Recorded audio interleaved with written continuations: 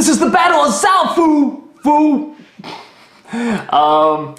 This is the, finally we get a little bit of the battle. It's mostly a one-on-one, but as we know, Team Doi goes in and tries to stop General Zelda in her sleep, but because she's just so friggin' awesome, she knew it was coming, and I love that she stayed true to the truce, because I'm waiting for her to break it. I love that that's the good guys that break it. Totally the good guys broke the truce. Yeah, no, I thought that was great. And she's just like, okay, all bets are off. I tried. Now I'm gonna take away your kingdom. Sorry, bitch. And Korra goes in and says, no reason. And she's like, you broke the truce. I'm going in, but I'm so nice. I'm such a cool general. I will give you another chance.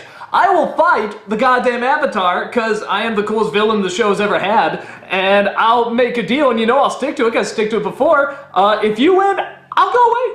I'll be happy just with my millions of armies and people and stuff. Well, we'll take over the rest of the world. I don't know, but I'm that confident of We'll how go to jail, prison, it'll be quiet, we'll enjoy it. But if I'm right.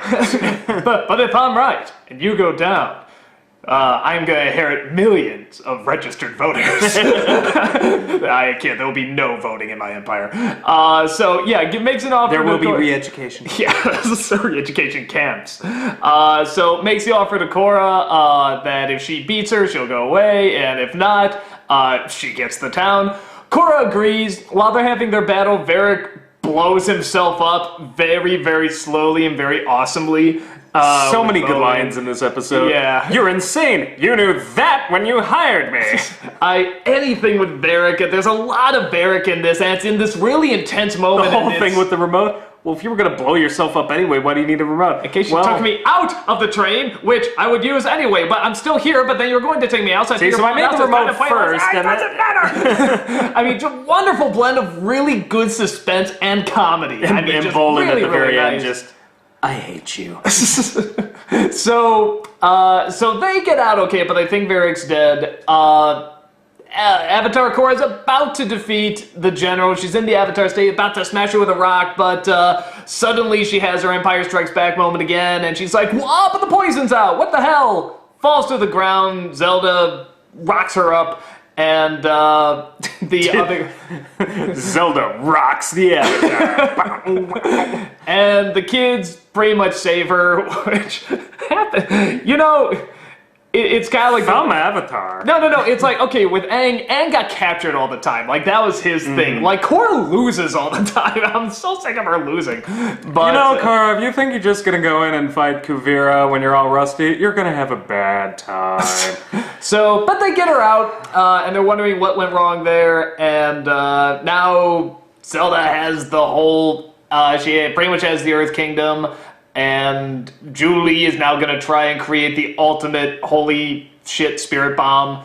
And yeah, that's where we last left off.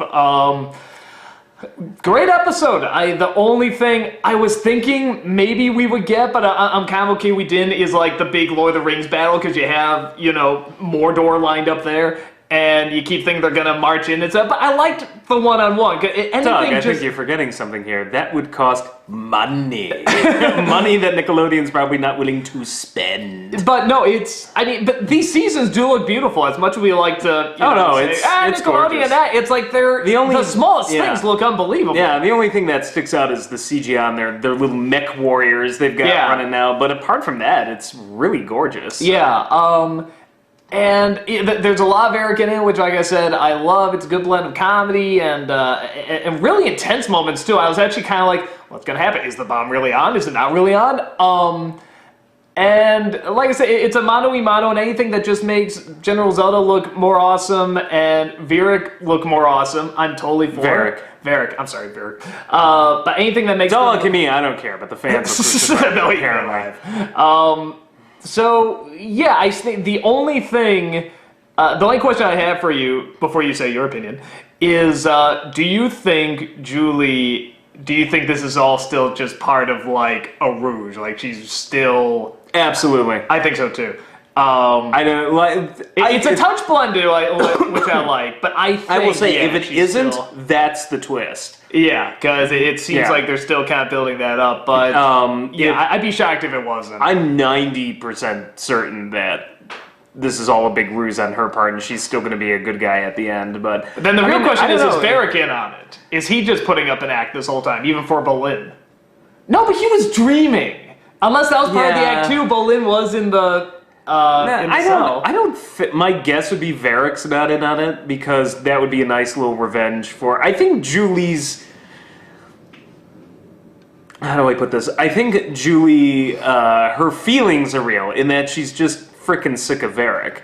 But I think that this is also part of a ruse. So if she gets to do this ruse and also make Varric think that he's been betrayed, like extra bonus for her, like that's just the icing on the cake to annoy him as well. If that makes any sense. Mm-hmm. So, but cool. Yeah, what are your thoughts on it? I don't know. I just thought it was a really solid episode.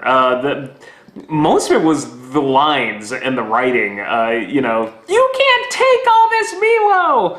And the whole bit with the two pictures, Milo's versus it. I love they drew himself as like an emperor and like this great guy. Yeah, at the very end, Sue's son, hey, get your hands off me, you're crushing my individuality. All of the Varric lines just really was probably one of the most funniest written episodes for these kind of lines that they threw in, and yet it was still so freaking intense. Yeah, and when you think about it, nothing much is really going on. It's it's one scenario where the two are fighting, and then another scenario where they're debating whether or not this bomb is going to go off, and that's really about it. But both those situations, they did them so well, it kind of didn't matter. I like that Kuvira is a master of diplomacy here. Because my guess is she predicted all of this was going to happen. Like, she's like, they'll break the truce, and then I look like the good guy. Yeah. Like, it seems to me, I mean, she obviously predicted it was going to happen because it was Julie in the bed instead of her. Mm. So, like, all of this fell right into her plan. Like, I don't know if she thought she really could defeat the Avatar. It looked, people dump on the Avatar or Korra too much. Like, I read a great description that somebody sent to me, and they're just like, you know what, if she had won, it would be like, oh yeah, she doesn't have to go through any difficult trials and tribulations, she just picked this up again so easily. And if she had lost, as she did, everybody's like, oh, well, she just sucks. I mean, she can't do anything, worst Avatar ever. So it's like, really, if you look at it, she got really close to it. It was tough, but she pulled herself up, and by the end of it, she was really close to winning. Now, see, to me, it's more that, like, if it just happened this season, like, I'd be fine. Actually, I really like that she kept the diplomacy, too. She's like, if I go in, it's only going to make things worse. Like, the old Korra wouldn't have done that, so I like that. But it's one of those things, too, where it's like, we just seen her lose so much. I mean, like, if it only happened once in a while, I'd be okay, but it just happens so much. That's why when it happens again, it's sort of like, well, okay. I don't know, we say that, but she's really the only time she's come out in the negative was this past season. Otherwise, she's come out ahead. No, I mean, it's worked out, but it's always like, how do I put it? Like with both Avatars, there is always somebody has to save them. Somebody always has to save Aang from like getting captured or break out of a cell or something like that, and someone always has to save Korra from like a fight or she's falling or something like that. So it's like that's kind why of a it's give and called take. Team Avatar. Well, there you go. Speaking of which, man, we really haven't seen Mako in a while, have we? I just love to think that in the middle of this battle, he's like, giving the Earth Prince a pedicure or something. Like, just cut away to him, just like, Christ, I hate my life. It's horrible to say. No, him and, well, we did see what's her name in the last episode, but it's like, there's really, there's not that much of them. And horrible to say, I'm kind of okay with it. Like, they weren't necessarily bad characters, but it's like, I like the characters they're focusing on now so much more. I miss Asami more than I miss Mako. Yeah. I don't know. With that. Another interesting thing, I mean, did you notice that in this big Lord of the Rings sort of battle, and you're going to fight me one-on-one and this and that, all chicks. Mm. I mean, if you look at the female to male quotient in the battle in this one, you've got Beifong, you've got Kuvira, you've got Korra, you've got Tenzin's two daughters. I was just like, wow, there was represent. Yeah, no, it is mostly women. But yeah, no, I'm trying to think of anything else to. I do think now that they've progressed Kuvira enough. Yeah, I think the people who were originally saying she's more communistic are actually correct. Like, at first I thought maybe they were going Nazi with her, but now I'm just like, oh, re-education camps, redistributing wealth. I'm like, this is like Leninist, Stalinist, Mao kind of. But yeah, I guess that they can't. I'm not getting as Nazi. Like, the speech she gave at the end of this episode in particular, I'm like, oh, that's where you're going with this. Okay, it seems more like communist dictatorship than, like, fascist dictatorship, so... But, no, I thought it was really solid. I don't know how many episodes we have left, but I am... probably near the halfway point. And I say maybe even further, possibly. Was it 13 episodes a season? 12? Something like that? Wow, if we're only halfway, that'd be great. Because it's like, I feel like we're already getting close to the end, of the fact there's so much more that just makes me really excited for it, so... I know, I feel bad because now we're at the last season, and I couldn't be more psyched for this damn show. And now it's over. Oh, yeah, I was looking at this I think the creators mentioned somewhere that it's over. Oh yeah, no, they said this is it. Yeah. So there may be like manga or graphic novels or whatever, but it. Yeah. Single two. Because I was just thinking like, oh, maybe they'll do this in the next season. Wait, no, this is it. So. So what did you think of her seeing her face?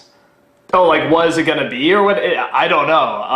I mean, it's the only thing I can figure is like it's not the poison; it's psychological. Yeah, that's what I thought. I thought she's seeing herself in Kuvira. That's what I thought because they seem too. Similar. Yeah, they were. They both have that sort of drive to kick ass. Yeah, and they're both sort of pushy, you know, like, no, this is what I want. I know what's right. No argument. Just, I'm right. Well, and Korra said, I swore she said somewhere in an earlier episode, she reminds me of me, or something like that. Or, you know, that's what the old me would used to do. So the Kuvira's like the old her. So it's like the new her fighting the old her. So I don't know if it was like that scene in Empire Strikes Back where Luke chops off the fake Vader's head and he sees his own face and...